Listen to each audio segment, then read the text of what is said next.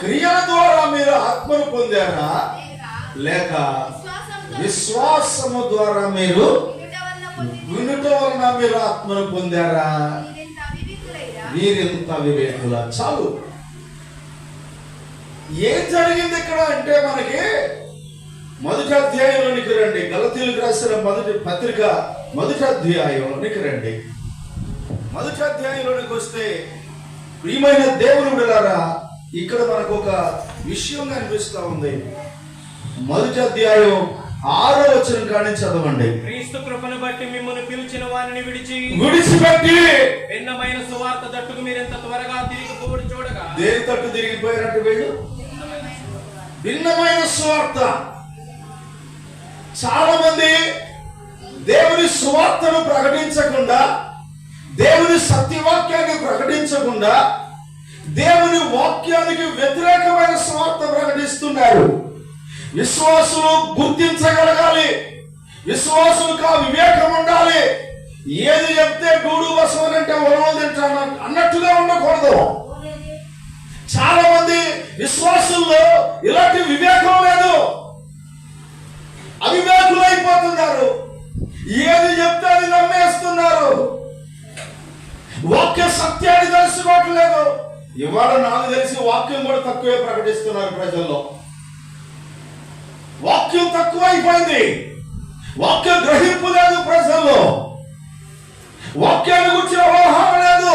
భిన్నమైన స్వార్థ ప్రకటిస్తే ఈ వివేకం లేని వాళ్ళు అవివేకులై భిన్నమైన స్వార్థకులు తిరిగిపోయారంట. ఏంటని చదవండి అన్న, దేవుని వాక్యాన్ని చదవండి. క్రీస్తు కృపను బట్టి మిమ్మల్ని పిలిచిన వారిని విడిచిపెట్టి భిన్నమైన సువార్త తట్టు మీరు ఇంత త్వరగా తిరిగిపోవడం చూస్తే ఆశ్చర్యమగుతున్నది. అది మరి ఒక సువార్త కాదు గాని క్రీస్తు సువార్తను చెరపగోరి కలవరపరుస్తున్నారు అనేక మంది. చాలు. అంటే విశ్వాసులు ఎలా ఉండాలన్నా చెడగొట్టే సువార్త చెప్తున్నారు చాలా మంది. సంఘాలను పాడు చేసే వాళ్ళు చెడగొడుతున్నారు. నాకు తెలిసే వాళ్ళ చాలా పరిచర్యలు ఉన్నాయి. చాలా మంది దేవుని వాక్యం చెప్తున్నారు. వారు ఎలా చెప్తున్నారు మీరు గ్రహించుకోకపోతే, మీరు వివేకం కలిగి బ్రతకకపోతే, మీరు కూడా ఆ సువార్తల తట్టు తిరిగిపోయి మోసంలో పడిపోయే అవకాశాలు ఉన్నాయి.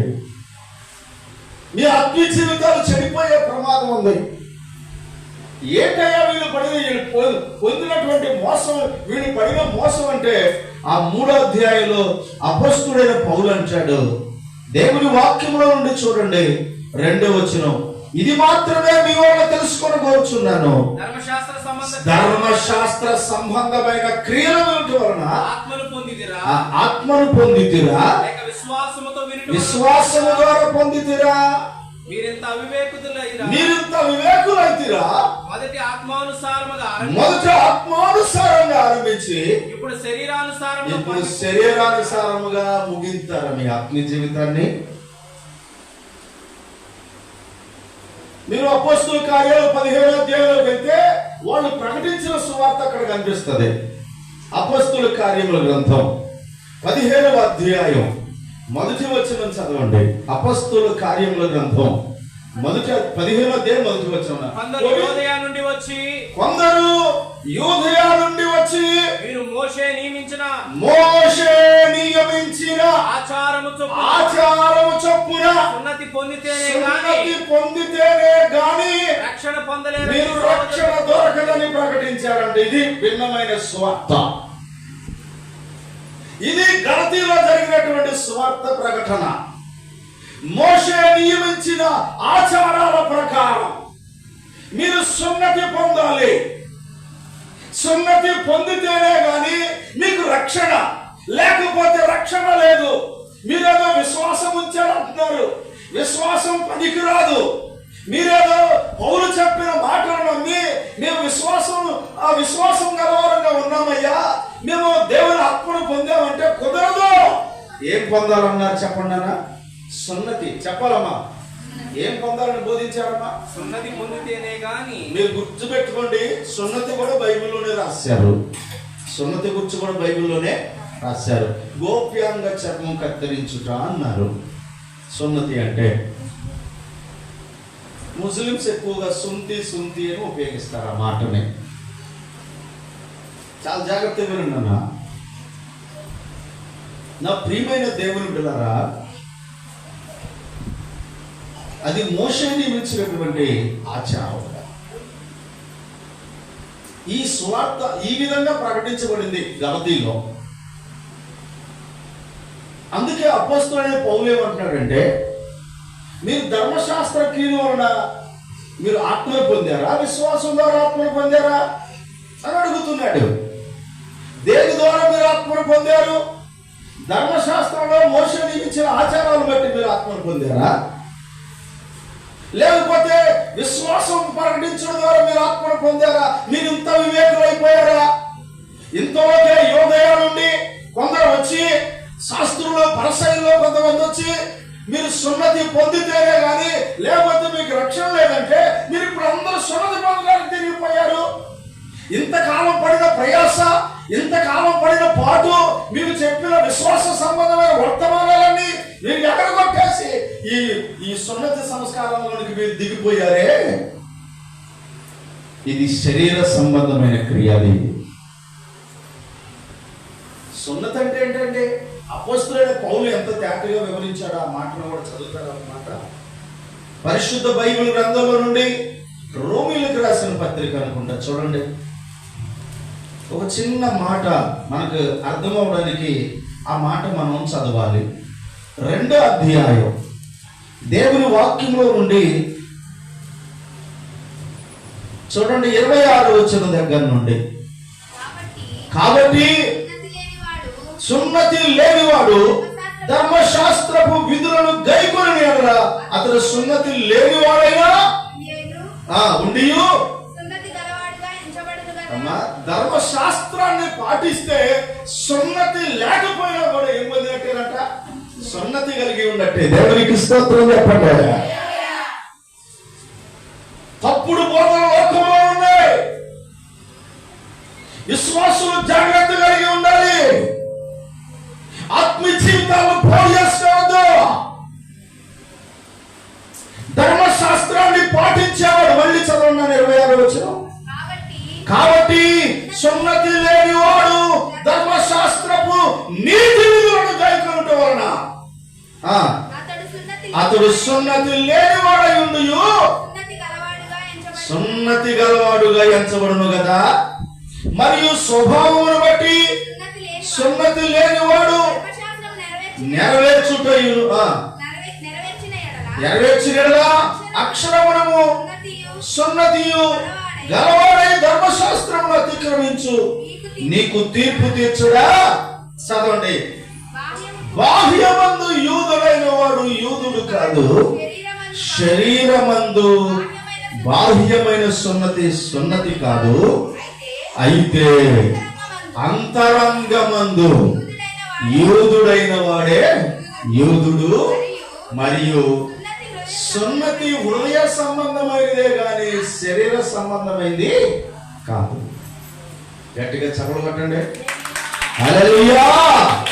ఒక వ్యక్తి మార్పు చెందటమే సున్నతి. గట్టిగా చప్పట్లు కొట్టండి ఒకసారి. హల్లెలూయా. ఒక వ్యక్తి మార్పు చెందటం ఏంటమ్మా? మరి ఇప్పుడు వచ్చిన వాళ్ళు, యోదయ నుంచి వచ్చిన మనుషులందరూ ఏమని బోధిస్తున్నారు? మోషే ఆచారాలను బట్టి, మోషే ఏర్పాటు చేసిన నియమ నిబంధనలను బట్టి ఒక వ్యక్తి గోప్యాంగ చర్మం కత్తిరించబడితేనే వాడికి రక్షణ, పరలోకం దొరుకుతుందని భిన్నమైనటువంటి విధానంలో సువార్త ప్రకటిస్తున్న దినాల్లో, ఇలాంటి దినాల్లో అపొస్తలుడైన పౌలు సున్నతి అంటే ఏంటో వివరంగా వివరిస్తున్నాడు. అర్థమవుతుందండి? బాహ్యమందు యూదుడైన వాడు యూదుడు కాదు, అంతరంగంలో మార్పు చెందినోడు నిజమైన యూదుడు. దేవునికి స్తోత్రం. ఇప్పుడు మనం అందరం కూడా యూదులు వినమాట. హల్లెలూయా. సున్నతి చదవండి నా మాట కూడా. అయితే అంతరంగమందు యూదుడైన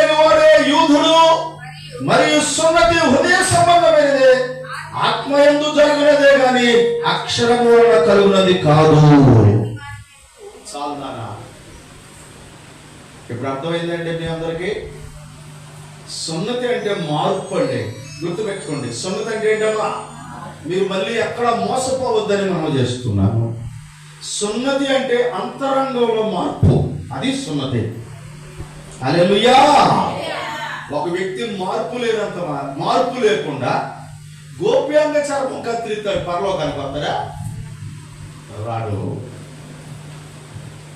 మార్పు చెందాలి. అందుకే అపొస్తలుడైన పౌలు అదే గలతీలో ఉన్న సంఘానికి వివరిస్తూ చక్కగా వివరణ ఇచ్చాడు. అక్కడ కూడా చదువుదాం. గలతీలకు రాసిన పత్రిక పరిశుద్ధ బైబిల్ గ్రంథంలో నుండి ఆఖరి అధ్యాయం 6వ అధ్యాయం దేవుని వాక్యములో నుండి 17వ వచనం చదువుకుందాం. నేను యేసు యొక్క ముద్రలు నా శరీరమందు ధరించి ఉన్నాను. ఇక మీదట ఎవడనో నన్ను 17వ వచనం నాయన. కొత్త సృష్టి పొందుటయే గాని ఉన్నది పొందుటి అందేమీ లేదు. గట్టిగా చప్పట్లు కొట్టండి. హల్లెలూయా. కొత్త సృష్టి రావాలి మనిషిలోనికి. అది సున్నతి పొందితే ఏంటి, పొందకపోతే ఏంటి? చూసారా, చాలా మంది నేటి దినాల్లో సత్యవాక్యాన్ని కరెక్ట్ గా ప్రకటించట్లా. అర్థమవుతుందండి? నాకు స్వస్థత గురించి ప్రకటించేవాడంటే నాకు నచ్చదు. స్వస్థత వస్తే వస్తుంది, లేకపోతే లేదు. ఒక వ్యక్తి మార్పు చెందేటట్టు సువార్త చెప్పాలి. హల్లెలూయా. రోజుకి వాక్యం 10 నిమిషాలు చెప్పి మిగతా టైం అంతా ఇదిగో మరియమ్మ లేచిరా, దేవుడు నీతో మాట్లాడుతున్నాడు. ఇక రేపు నుంచి నీకు పిల్లలు లేరా, నీకు రేపు నుంచి నీకు పిల్లలు కలుగుతారని చెప్తున్నాడు. ఎవరికి అవసరం ఇది? నువ్వు నడువు నొప్పితో టైం అంతా నీకే.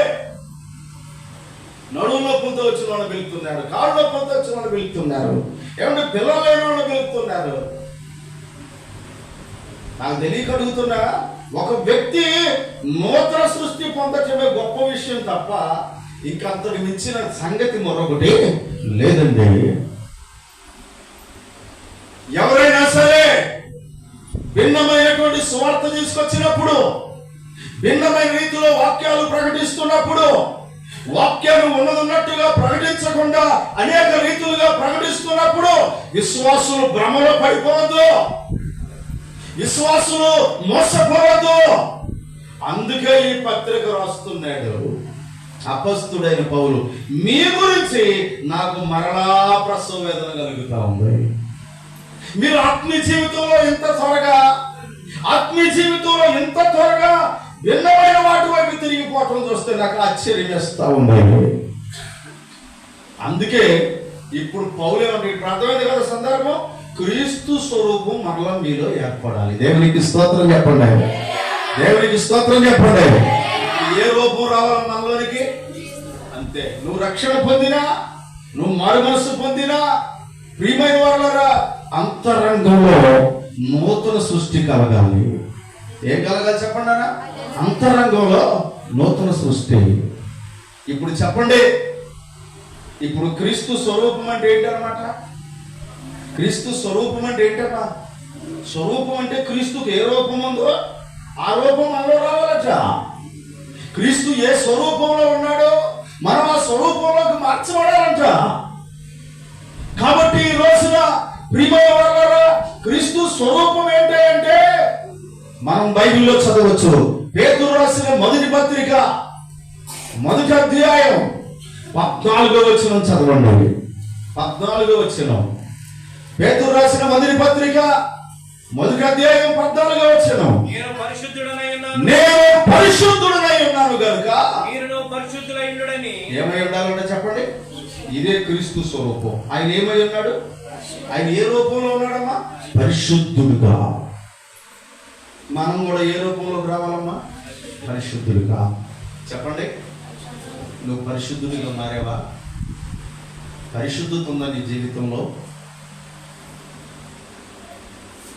పరిశుద్ధత ఉందా? పరిశుద్ధత లేకుండా ఎవడును ప్రభువుని చూడలేడు.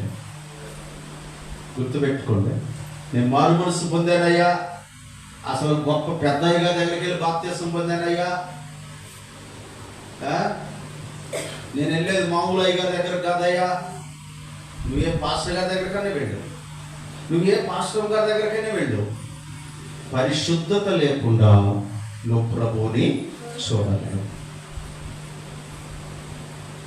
నీలో నూతన సృష్టి రావాలి, నూతన మార్పు రావాలి, నూతన క్రియలు నీలో ఉండాలి, నూతన జీవితం ఉండాలి. ఆ నూతన సృష్టి పరిశుద్ధమైనది. హల్లెలూయా. అందుకే పాతవి గతించెను, ఇవిగో క్రొత్త వాయను. ఒక వ్యక్తి అపవిత్రుడు, అపవిత్రత కలిగిన వాడు. ప్రవక్త యెషయా అంటాడు కదా 6వ అధ్యాయంలో, ప్రభువా నేను అపవిత్రమైన పెదవులు గలవాడను, అపవిత్రమైన జనుల మధ్య నివసిస్తున్నాను, నేను నశించాను ప్రభువా, నా జీవితం నశించిపోతున్నానయ్యా, నేను అపవిత్రుడనయ్యా అన్నాడు. దేవుని పరిశుద్ధమైన అగ్ని వచ్చి ఆయన నోటికి తగిలించగానే అతను నోరు ఏమైపోయింది చెప్పండి? పరిశుద్ధంగా నూతన సృష్టిగా మారిపోయింది. దేవునికి స్తోత్రం కలుగును గాక. అమ్మా, నీ నోరు పవిత్రంగా ఉందా? ఎన్ని బూతులు మాట్లాడుతున్నారండి. ఏమండి, మీరు దేవుడి పాటలు పాడతారు, ఇంటికి వెళ్ళి సినిమా పాటలు పాడుతూ ఉంటారండి. పరిశుద్ధత ఉందా నీలో? నీ అంతరంగంలో మార్పే సున్నతమ్మా. నీలో క్రొత్త సృష్టి రావాలి, నువ్వు క్రొత్త మనిషిగా మారిపోవాలి. మారు మనసు అంటే చాలా మంది అనుకుంటున్నారు, ఇటేసే బయట ఇటేయటం అనుకుంటున్నారు. కుడి బయట ఎడమ బయటలు ఉంటాయి కదా, మీకు ఉంటాయా? భూమి లేదు, అనలేదు, బియ్యం లేదు, మాకు లేవయ్యా అన్నట్టు మీరు చూస్తారు. ఏదో బయట ఉందిగా మీకు, చెప్పరేంటి? మారు మనసు అంటే కొంతమంది మూతి మీద మేసాలని తీసేయటం అనుకుంటున్నారు. ఒక ఆయన అడిగి, ఎందుకు అలా తీసావు? ప్రభు ఇచ్చాడు కదా, ఇది మనంతరకు మనం తెచ్చుకునే కాదుగా, అవునా? ఒక స్త్రీ ఎలా ఉండాలో, ఒక పురుషుడు ఎలా ఉండాలో ఒక రూపం ఏర్పాటు చేశాడు ఆయన. దీంట్లో తప్పేముంది అంటే, సార్ అలా కాదండి, మేసాలు ఉంటే మనం మేసం మీద రోషం వచ్చారు నాకు చెప్పండి అన్నా. మేసం ఉంటే ఏంటంట? రోషం వచ్చి ఏం మేలేస్తామంట? అసలు నీలో కొత్త సృష్టి వస్తే, పరిశుద్ధత వస్తే, వీటి జోలికి వెళ్తాం అసలుకి? మెలేస్తాం అసలుకి? మీరు చెప్పండి, న్యాయం చెప్పండి. ఏంటంటే ఇలాగ అయిపోతుంది సమాజం. చాలా బాధాకరం, చాలా బాధాకరం. నేను అలాంటి వాడు ఎక్కడెవరు ఉంటే వాళ్ళని కించపరచట్లేదు. ప్రతి ఒక్కరిలో మార్పు రావాలి, పరిశుద్ధత రావాలి. దేవునికి స్తోత్రం. మనం నమ్ముకున్నటువంటి యేసుక్రీస్తు పరిశుద్ధుడు కనుక మనం కూడా ఆ రూపంలోకి మార్చబడాలి. నీవు నూతన సృష్టిగా మార్చబడాలి. నీ అంతరంగంలో మార్పు రావాలి, నీ క్రియలో మార్పు రావాలి, నీ నోటి మాటలో మార్పు రావాలి, నీ పద్ధతుల్లో మార్పు రావాలి. నువ్వు పరిశుద్ధురాలుగా జీవించాలి. దేవునికి స్తోత్రం. అర్థమవుతుందండి అందరికీ?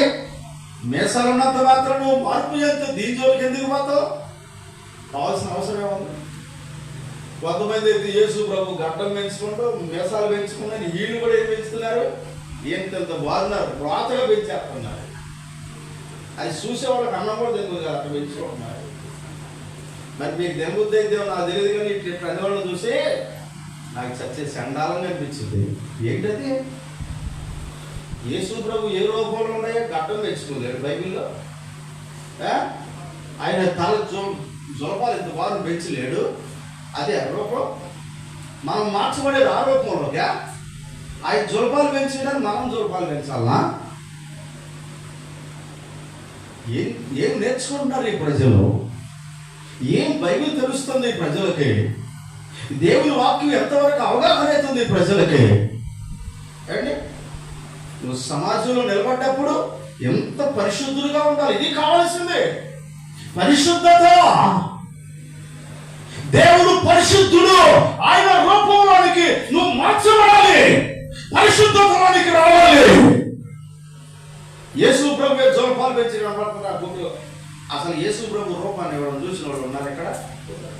అది సినిమాలో ఆ రూపంలో పెట్టిండు ఆ జోలపాలని.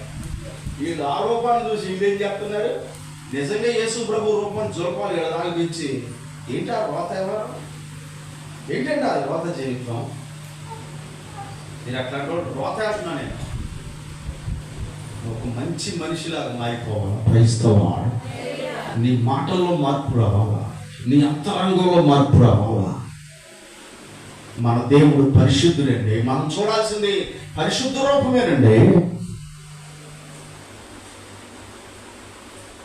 అపొస్తలుడైన పౌలు అంటాడు అక్కడనే ఆ గలతీ పత్రికలో అనుకుంటూ చూడండి, నాకు జ్ఞాపకం వస్తా ఉంది. 6వ అధ్యాయంలోనే 11, 12 వచనాలు చదవన్నారా? నా స్వహస్తములతో మీకెంత పెద్ద అక్షరములతో రాస్తున్నాను, నా చేతితో రాస్తున్నాను పెద్ద అక్షరాలతో. చూడండి శరీర విషయమందు చక్కగా అగపడగోరేవారు వారు తాము క్రీస్తు యొక్క సిలువ విషయమై హింస పొందకుండుట మాత్రమే సున్నతి పొందవలనని మిమ్మల్ని బలవంతము చేయుచున్నారు. అయితే వారు సున్నతి పొందిన వారైనను ధర్మశాస్త్రము ఆచరింపరు. చాలు శరీరమందు పెద్ద అక్షరాలతో చక్కగా పడాలనుకునే వాళ్ళ జీవితంలో మార్పు లేదు. గుర్తుపెట్టుకోండి, శరీర విషయంలో చక్కగా అమ్మా చెప్పండి. ఏ విషయంలో? ఎంతమంది అండి శరీరాన్ని ఎంత బాగా ఉంచుతారండి అసలుకి? 10 రూపాయలు లక్ష్య పెట్టేవాడు కాదండి ఆయన. శరీర రూపాన్ని లక్ష్య పెట్టేవాడు కాదు. నువ్వు అందంగా ఉన్నా లేకపోయినా. షోలమిత అంటుంది, నేను నల్లని దానిని మీరు చిన్న చూపులు చూడద్దు. నల్లనిదంటే ప్రియమైన వాళ్ళరా పాపం అని అర్థం. నేను పాపిని కదా అని మీరు అనుకోవద్దు. నేను నల్లని దానిని కాను.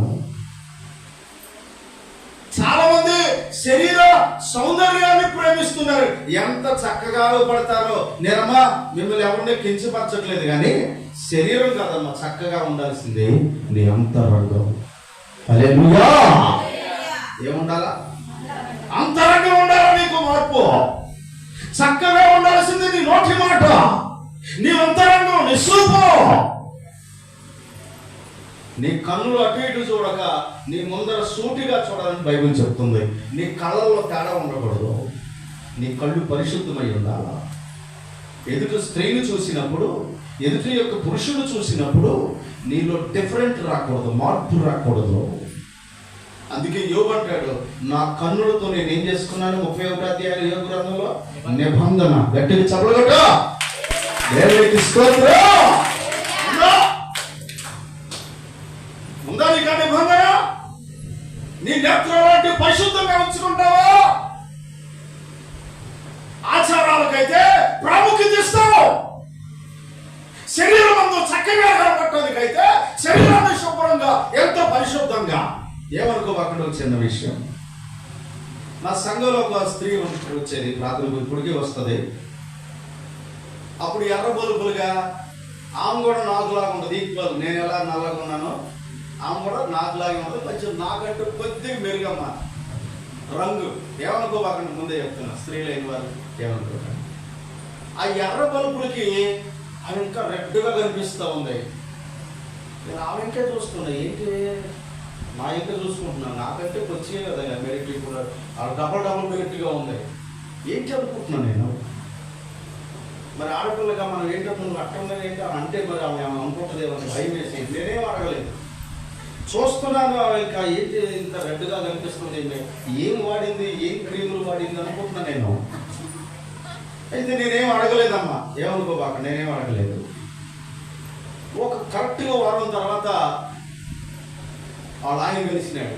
ఏమయ్యా నువ్వు కూడా ప్రార్థనకు రావచ్చుగా అంటే, ఎందుకయ్య గారు మా ఏమన్నా ప్రార్థనకు వచ్చి ఏమన్నా మారిందా అన్నాడు. ఏమైందన్నా? 10,000 వదిలింది. మీకేం తెలుసు అన్నాడు. ఎంత ఉంది అంట?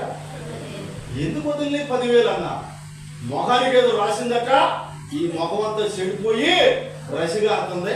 10,000 అయినా డాక్టర్ గారి దగ్గరికి పోతాను. ఏం రాసిందమ్మా? ముఖానికి క్రీములు రాస్తున్నావు కానీ పరిశుద్ధంగా బ్రతకాలని ఎప్పుడైనా అనుకున్నారా? ఆ రూపం వస్తుందా మీకు? శరీరం మీద చక్కగా అలపడటానికి ఇష్టపడుతున్నారా? శరీరం ఎట్టున్నా ఏమి బైబిల్లో ఒక యోబు అంటాడు, నేను సబ్బుతో స్నానం చేసిన నన్ను వేసపోయి అడబెడతావయ్యా, గోతులో పెడతావయ్యా, గోతులు పెడతావు. గోతులు పెట్టే ఈ శరీరాన్ని ఇంత చక్కగా అలపడాలని ప్రయత్నాలు చేస్తున్నారు ఎంతో మంది. అండి గోతులో పెట్టే శరీరాన్ని అందంగా కనిపించడానికి ప్రయాసపడుతున్నారు అనేక మంది జీవితాలు.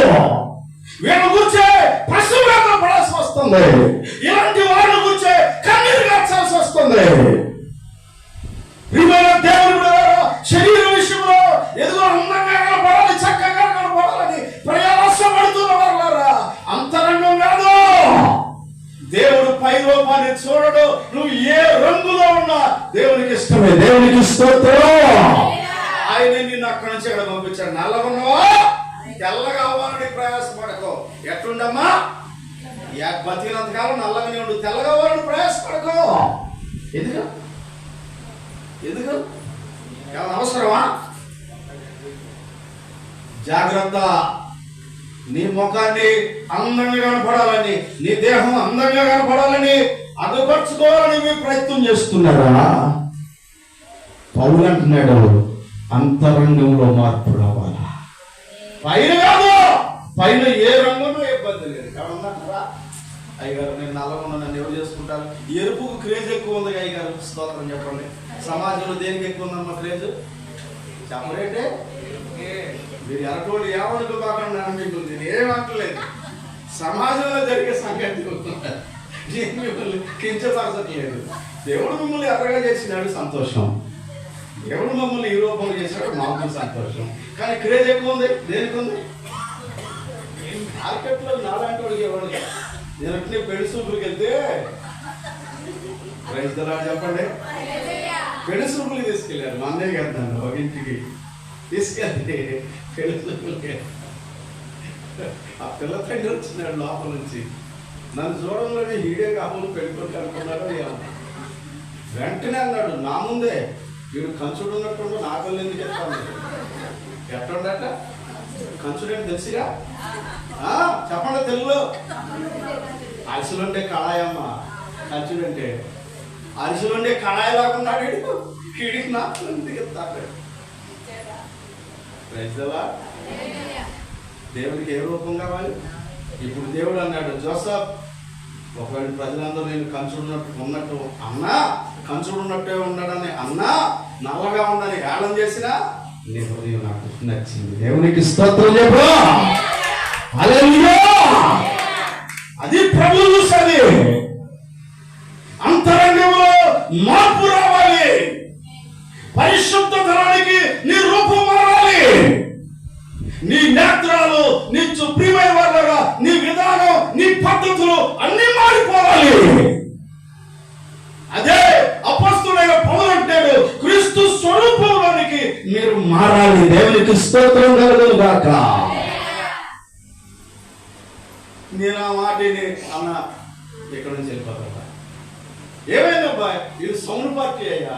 ఏ పార్టీ అంటాడు? ఏ పార్టీ? కొన్నిసార్లు సౌండ్ పార్టీల కోసం చూస్తుంటారు. ఏదైనా ఆపదొస్తే ఆదుకుంటారా? తమ్ముడు నా మాటని అంటాడు, అన్న వద్దురా ఇక్కడ ఇప్పుడే చెప్పాలి, ఇంటికి వేసుకుంటారా? బయటికి తీసుకొచ్చా అన్న ఇక్కడ అన్నది ఆయన. నేను స్వయంగా విన్నాను, మనకు వద్దులే అన్న ఇలాంటి సంబంధం, వెళ్ళిపోవాలి. ఇంకొక ఇంటి వారు ముందుకు వచ్చి అన్నారు, మా పిల్లలు ఆయన గారికి ఇష్టం రమ్మన్నా. దేవునికి స్తోత్రం చెప్పండి. హల్లెలూయా. నువ్వు కంచులాగే ఉండు, ఏం కావలేదు. నీ హృదయం తెలుపు. షోలమితి నలిపే కానీ హృదయం ఏమైందో తెలుసా? తెల్లనిది. పరిశుద్ధురాలు షోలమితి పరిశుద్ధత కలిగింది. నీ జీవితం, నా జీవితం నల్లగా ఉన్నారంటే చిన్న చూపు చూడద్దు. అందుకే సమాజంలో క్రేజ్ ఎక్కువ దేనికి ఉందంటే ఎరుపుకి. ఎరుపుని ఇష్టపడినంతగా నలుపుని ఇష్టపడరు. కానీ ప్రభు అంటున్నాడు, నీ పై రూపం ఎలా ఉన్నా నాకు అవసరం లేదు. నీ అంతరంగంలో నూతన సృష్టిస్తే నీవు మార్పు చెందితే, నువ్వు పరిశుద్ధతలోనికి మార్చబడితే నాకు అదే కావాలంటున్నాడు. దేవునికి స్తోత్రం కలుగును గాక. ఇది క్రీస్తు స్వరూపం, పరిశుద్ధతలోనికి మార్చబడటం. రెండో విషయం చెప్తా టైటాక్, ఎందుకంటే సమయం లేదు కాబట్టి. పరిశుద్ధ బైబిల్ గ్రంథంలో నుండి రెండవ మాట చదువుదాం. ఎఫెసీయులకు రాసిన పత్రిక 4వ అధ్యాయం 15వ వచనం కూడా చదవండి. ఎఫెసీయులకు రాసిన పత్రిక ప్రేమ కలిగి సత్యము చెప్పుచు క్రీస్తు వలె ఉండుటకు. ఎలా ఉండాలట అంటే, ఇప్పుడు క్రీస్తు స్వరూపం అంటే ఏంటన్నమాట చెప్పండి? ప్రేమ. దేవునికి స్తోత్రం చెప్పు. ఏంటమ్మా రెండవది? ప్రేమ. చెప్పాలందరూ ప్రేమ. ప్రేమ ఉందా నీ జీవితంలో? క్రీస్తు వలె ఉండుటకు అన్నారు అక్కడ. అంటే క్రీస్తు ఏం కలిగి ఉన్నాడంటే ప్రేమ. దేవుడు లోకమును ఎంతో, అంటే ఆయనలో ఏముందన్నమాట? ప్రేమ. ఉందా నీలో ప్రేమ? ఉందా?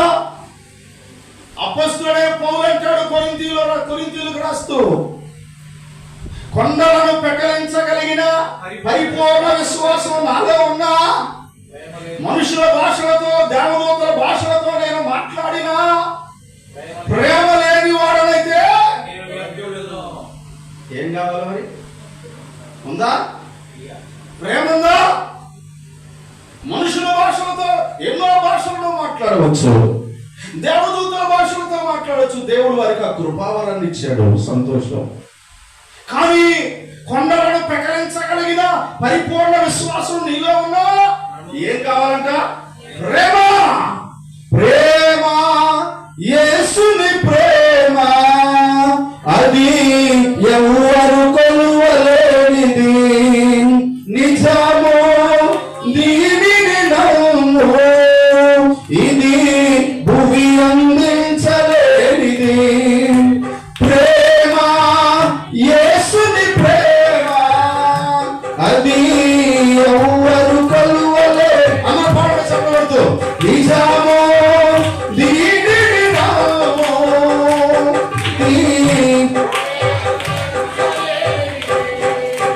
తల్లిదండ్రుల ప్రేమ నీరు వలె బతికించును, కన్నా బిడ్డల ప్రేమ కరిగిపోవును. ఎన్నాడెన్నడు మారని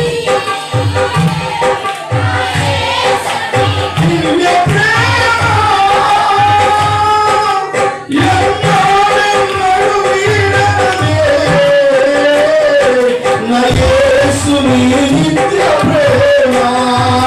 ప్రేమ, యేసుని ప్రేమ, అది ఎవరు. హల్లెలూయా.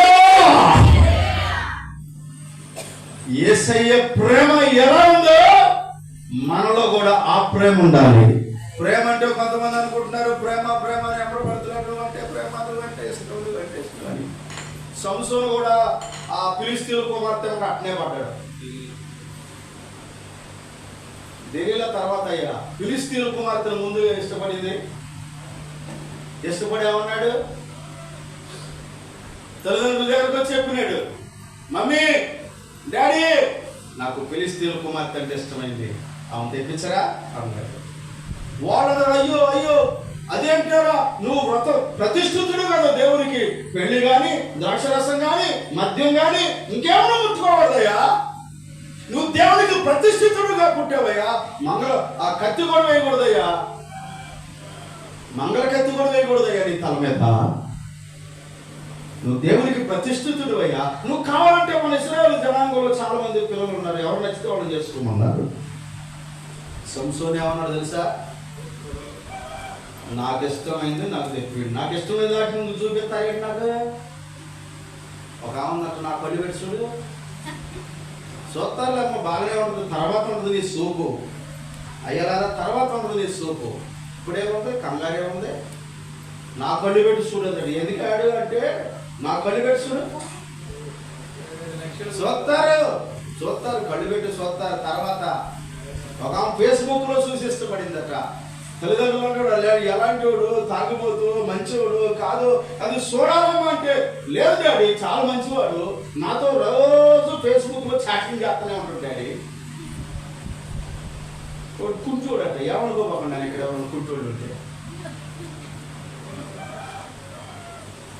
ఇంకా పెళ్లి కూతురు రాకముందే పెళ్లి కొడుకు వచ్చి పీట మీద కూర్చోండట, కూర్చోబెట్టారట టట్టకాయ ఎవరు చూడకముందే. ఇప్పుడు లేచి తాళి కట్టాలంటే కూర్చొని కట్టరా? ఏం చేస్తారమ్మా? ఇప్పుడు ఏం చేయాలా? లేచి తాళి కట్టదు, నేను కూర్చోనే కట్టాలంటున్నాక పూజ కూడా అదేంట మన సంప్రదాయం, మన ఆచారం. లేచి కట్టా తాళి కట్టంటే నేను లేచి కట్టను, కూర్చొనే కట్టానన్నట. ఏంటది జగనంతా దిగ్భ్రాంతి, అసలు ఆశ్చర్యపోతూ చూస్తా ఉంటే ఏం లేదు, కాలు మీద కూర్చోడు, నడవలేదట. అప్పుడు ఆమె చూసిందట పెళ్లి పీటల మీదే గవర్నమెంట్ అడుగుతుంది, నానే డాడీ డాడీ ఫస్ట్ డాడీ. ఏమో మొన్నదా ఫేస్బుక్ లో చూసినావు బాగానే. ఎందుకంటే వివరం లేని, వివరం తక్కువ లాగా బ్రతుకుతున్నారు చాలా మంది. అందాన్ని చూసి, పైలోపాన్ని చూసి మోసపోవద్దు, మోసపోవద్దు. అందం, మోసం, సౌందర్యం వ్యర్థం. వ్యర్థమైన వాటిని చూసి ఆశపడుతున్నావా? ప్రియమైన దేవుని బిడ్డలారా, సంసోను కూడా అలాగే పైరూపాన్ని చూసి ప్రియమైన వాళ్ళ ఆశపడి పెళ్లి చేసుకున్నాడు. ఆమెతో సంతోషం లేకుండా, ఆనందం లేకుండా ఏమైపోయిందమ్మా? పేకాకులు కూడా అయిపోయి. విన్నావా? చెప్తే విన్నావా? దేవునికి ప్రతిష్ఠితులుగా, ప్రేమ కలిగిన వారుగా, ప్రియమైన వాళ్ళ బ్రతకాల్సిన మనం లోక సంబంధమైన ప్రేమలతో ప్రియమైన వాళ్ళ పరుగులెత్తుతున్నాయి ఈనాటి దినాల్లో. కావలసింది లోక సంబంధమైన ప్రేమ కాదమ్మా, అగాపే ప్రేమ. దేవునికి స్తోత్రం చెప్ప. ఏ ప్రేమ కావాలి? దేవుని ప్రేమ. ఆ ప్రేమ నీ జీవితంలో ఉండాలి. ప్రేమనే స్వరూపంలోనికి మార్చుకోవాలి. క్రీస్తు బైబిల్ రాశారు, క్రీస్తు ఏమైనాడంట? ప్రేమ స్వరూపి అన్నారు. క్రీస్తు ఏమైనాడమ్మా? ప్రేమ. అసలు స్వరూపమే ఒకటి పరిశుద్ధత, రెండవది ప్రియమైన వాళ్ళరా ప్రేమ స్వరూపి. యోహాను పత్రికలో రాశారు కదా. ఎందుకంటే అవన్నీ చదవడానికి మనకు కుదరదు, సమయం లేదు. ప్రేమ స్వరూపంలోనికి నువ్వు మార్చబడాలి. అర్థమవుతుందా? సత్యము చెప్పుచు ప్రేమ. మూడవది ఏంటంటే సత్యం. నీ జీవితంలో యథార్థత ఉండాలి. అర్థమవుతుందండి? నువ్వు అంతరంగం ముందు ఏం కోరుతున్నావయ్యా? సత్యమును కోరుచున్నావు. గట్టిగా చవలు కట్టండి ఒకసారి. మీరు నిద్రమతలో ఉన్నారని నాకు అర్థమైంది. గట్టిగా పెట్టమంటే సెమ్మ పెట్టారు. మగతలో ఉన్నారు, మగత వేడండి, మత్తు విడిపోండి. రెండే దేవుని వాక్యాన్ని స్పష్టంగా వినండి. మీ అంతరంగంలో ప్రియమైన దేవుడు ఏం కోరుకుంటున్నాడు తెలుసా? సత్యము కోరుతున్నాడు. సత్యము చెప్పుచు క్రీస్తు వలే ఉండాలి, క్రీస్తు వలే ఉండాలి. ఇక నేను ఇందులోనే కొనసాగితే చాలా టైం పట్టుద్ది. ఒకటి చెప్పండి, క్రీస్తు స్వరూపం అంటే చెప్పండి. ఒకటి పరిశుద్ధత, చెప్పండి పరిశుద్ధత. రెండవది ఏంటి చెప్పండి? చెప్పండి ప్రేమ. మూడవది సత్యము. ఈ రూపంలోనికి నువ్వు మార్చబడవు. అదే సున్నతి. ఆ మార్పే కొత్త సృష్టి. ఆ మార్పే నీ జీవితాన్ని పరలోకానికి తీసుకెళ్ళేది. ఆ మార్పే నీ జీవితానికి విలువైనది. ఆ విలువ కలిగిన జీవితంలోనికి నువ్వు మారాలి. అర్థమవుతుందండి? ఇలాంటి రూపంలోనికి రావడానికంట అపొస్తలుడైన పౌలు రెండవ భాగం ఏంటంటే ప్రసవవేదన పడుతున్నాయి. ఎంత గొప్ప మాట అంటే, ప్రజలు ఇలాంటి మంచి రూపంలోనికి రావాలంటే ప్రసవవేదన ఉండాలి. ఏ వేదన ఉండాలి? ప్రసవవేదన ఉండాలి. ఆ వేదన ఎవరికైతే ఉంటుందో అండి, ప్రజలు ఈ రూపంలోకి వస్తారండి. బైబిల్ బాగా చదివి అనేక విషయాలు తెలుసుకొని మీకు తెలియజేస్తున్నాను. ఎవరైతే ప్రసవ వేదన పడతారో, ఎవరైతే ఈ వేదన కలిగి ఉంటారో, అపొస్తలుడైన పౌలు అంటాడు, చదవండానా, అపొస్తలుల కార్యముల గ్రంథం, దేవుని వాక్యంలో నుండి అపొస్తలుల కార్యముల గ్రంథం ఒక వచనాన్ని చదవండి త్వరగా. పరిశుద్ధ బైబిల్ గ్రంథంలో నుండి 20వ అధ్యాయం 31వ వచనం ఒకసారి చదవండి. 31వ వచనం. కావున నేను 3 సంవత్సరాలు రాత్రింబగళ్ళు కన్నీరు విడిచుచు ప్రతి మనుషునికి మానక ఏం చెప్తున్నాను, బుద్ధి చెప్తున్నాను. 3 సంవత్సరాలు ఎఫెసీ పట్టణస్థులారా, మీకోసం 3 సంవత్సరాలుగా కన్నీళ్లు విడుస్తున్నాను. ఇది ప్రసవ వేదన, ఇది ప్రసవ వేదన. ఎవరైతే ఏ సేవకుడైనా ఏ సేవకురాలైనా ప్రసవ వేదన ఎక్కడైతే పడతారో, ప్రసవ వేదనతో కూడిన ప్రార్థన ఎక్కడైతే ఉంటుందో, అక్కడ ప్రజలకు ప్రసవ వేదన కాడ ప్రజల్లో ఏమొస్తుందో తెలుసా, క్రీస్తు స్వరూపంలోకి మార్చబడతారు. హల్లెలూయా. ఇవాళ ప్రార్థన లేదు జీవితాల్లో. 3 సంవత్సరాలు ఏడుస్తూ ఉన్నాడు. క్రీస్తు శిలువకు శత్రువుగా జీవిస్తున్న ప్రజల కోసం. మనం ఫిలిప్పీ పత్రికలో చదువుతాం కదా, మీలో చాలా మంది క్రీస్తు శిలువకు శత్రువులుగా నడుచుకొస్తున్నారు. మిమ్మల్ని గురించి ఇప్పుడు ఏడ్చుతూ చెప్తున్నాను. చదవండి ఆ మాట. ఫిలిప్పీలకు రాసిన పత్రిక,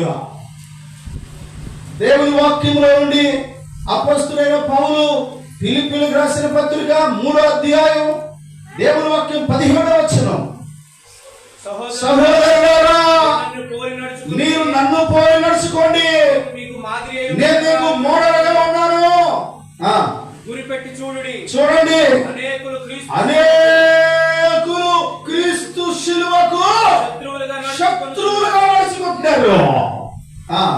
వీరిని గురించి మీకు అనేక పర్యాయములు చెప్పినప్పుడు చెప్పాను. ఇప్పుడు కూడా ఏం చెప్తున్నా, ఎలా చెప్తున్నానంటమ్మా, ఏడుస్తూ. చూసారా ప్రసవ వేదన? ఏమండి, సేవంటే పూర్వపల్లకి కాదండి, ఏదో బ్రతకడానికి పార్ట్ టైం జాబ్ కాదండి.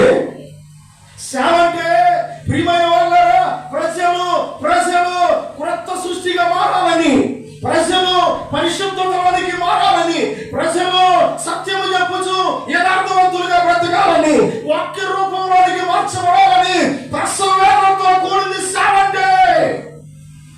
తమాషా కాదు సేవంటే. ఇవాళ చాలా మంది పరిగెత్తుకుని వస్తున్నారు, నేను సేవ చేస్తాను అంటే. ప్రియమైన వాళ్ళారా, ప్రసవ వేదనతో కూడింది ఈ పరిచర్య. ప్రజలు క్రీస్తు స్వరూపంలోనికి మార్చబడాలని కన్నీరు విడుస్తూ, క్రీస్తు శిలువకు శత్రువులుగా జీవిస్తున్న వారిని, వ్యతిరేకులుగా జీవిస్తున్న వారిని, మార్పు లేని ప్రజల కోసం, మారు మనసు పొందని ప్రజల కోసం, మారు మనసు పొంది కూడా భ్రమలో బ్రతుకుతున్న ప్రజల కోసం కన్నీరు విడిచి ప్రార్థన చేసేది దేవుని పరిచర్య. దేవునికి స్తోత్రం చెప్పండి. చక్కని పాట రాశారు దైవజనులు. కన్నీటి ఉపవాస ప్రార్థన సాతాను శక్తులపై విజయము. కన్నీటి ఉపవాస ప్రార్థన సాతాను శక్తులపై విజయము. విరిగి నలిగిన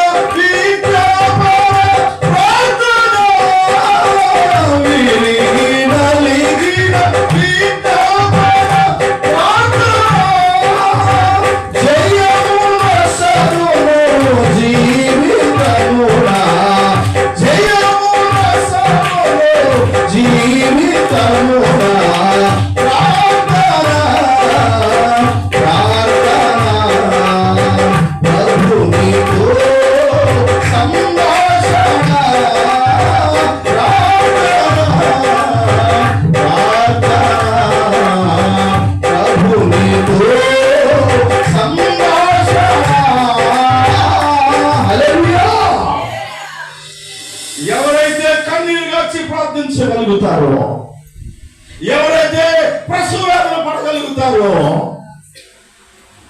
అక్కడ ప్రజలు క్రీస్తు స్వరూపంలోనికి మార్చబడతారు.